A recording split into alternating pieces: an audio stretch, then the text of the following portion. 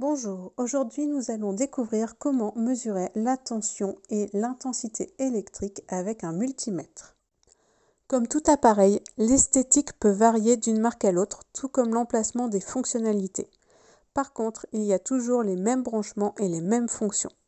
Un multimètre a toujours 3 bornes de branchement, mais il reste un dipôle, donc 2 bornes seulement doivent être utilisées. La borne COM est la borne commune à chaque mesure. Elle sera donc toujours connectée au circuit électrique.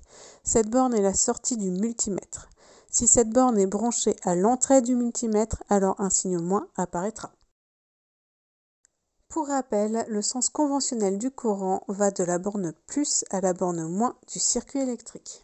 Le voltmètre se symbolise avec un V majuscule au centre d'un cercle. Un voltmètre mesure toujours la tension aux bornes du dipôle. Il faut donc le brancher aux bornes du dipôle, soit en dérivation. Les bornes de branchement seront la borne V pour l'entrée et la borne COM pour la sortie. Le bon calibre. Donc nous sommes en tension, donc ici les volts en tension continue. Ne pas utiliser ici les volts en tension alternative. Donc nous avons plusieurs calibres possible. Nous allons nous mettre sur la plus grande, donc 200. Nous voyons que les chiffres ne sont pas précis. Donc on va tourner. On a un chiffre un petit peu plus précis. On tourne encore. On a un chiffre encore plus précis.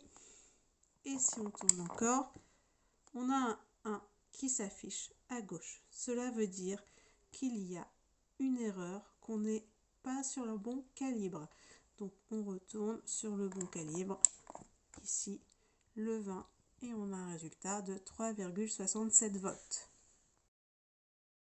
L'ampèremètre se symbolise avec un A majuscule dans un cercle. Il mesure l'intensité traversant une branche. Il faut donc l'insérer dans la branche, c'est-à-dire le mettre en série. La borne COM est toujours la sortie de l'ampèremètre. On branchera l'autre borne sur A. Cette année, au collège, nous utiliserons toujours le calibre 10A. Mais dans l'idéal, il faudrait choisir le calibre comme le voltmètre. Attention, l'ampèremètre se comporte comme un fil conducteur. Si tu le mets en dérivation d'un dipôle, alors tu crées un court-circuit qui peut endommager rapidement le générateur. D'une manière générale, si le dipôle ne fonctionne plus quand tu branches le multimètre, c'est que le branchement est faux. Ouvre tout de suite le circuit pour ne pas abîmer les dipôles. Tu te demandes à quoi sert le bouton au centre du curseur? Il bloque la mesure. Un H apparaît alors sur l'écran. Vérifie donc toujours qu'il n'est pas présent quand tu fais une nouvelle mesure.